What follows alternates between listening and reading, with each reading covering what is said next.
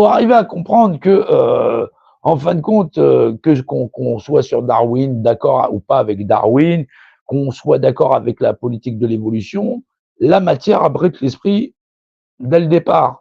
Voilà. Et les anciennes civilisations avaient cet adage en disant l'esprit de l'eau, l'esprit du feu, l'esprit de ceci, l'esprit de cela, voilà, ou le grand esprit chez les Indiens d'Amérique et ainsi de suite. C'est que l'esprit prime au-dessus de toute chose et que, en vérité, il imprime la matière, même si la matière semble être inerte.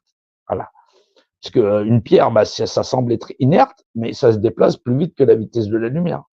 Oui, oui, oui, bah oui, parce que l'endroit quand on se dit le Big Bang, il a eu lieu à cet endroit-là, que effectivement on se déplace et que l'onde de choc qu'on est capable de voir du Big Bang, qui fait que l'expansion de l'univers, bah, il va jusque là, jusqu'au bout de la main.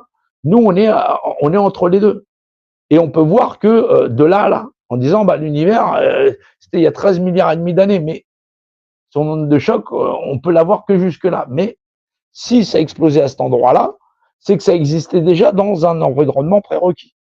Ben oui. C'est-à-dire qu'il y a quelque chose qui a explosé là, qu'on appelle le Big Bang, qui génère toute la matière qu'on connaît autour, qu'on appelle notre univers, mais si il n'y avait pas eu Big Bang, cette matière-là, qui a explosé, puisqu'elle génère ce qu'on appelle le Big Bang, elle vient d'où? Sachant que les atomes eux-mêmes ont une durée de vie qui est colossale. Je vous invite à, quand on vous dit pas tout, c'est qu'on vous invite à aller chercher pour comprendre la structure de la matière, la durée de vie d'un atome et des éléments qui la composent. Ben oui, il faut. Ben c'est pas tout. On peut discuter comme ça, mais on dit pas tout parce qu'il faut que les gens aillent chercher, qu'ils aillent comprendre, voilà. Et pourquoi ils n'ont pas de cerveau reptilien, par exemple. Voilà, qu'est-ce que les classes, les amniotes, voilà, et comprendre qu'il n'y a pas de cerveau reptilien, qu'il y a différentes catégories d'espèces. Voilà, nous sommes des mammifères, les reptiliens sont une espèce à part, et nous avons bien un ancêtre commun, mais nous n'avons pas de cerveau reptilien. Voilà.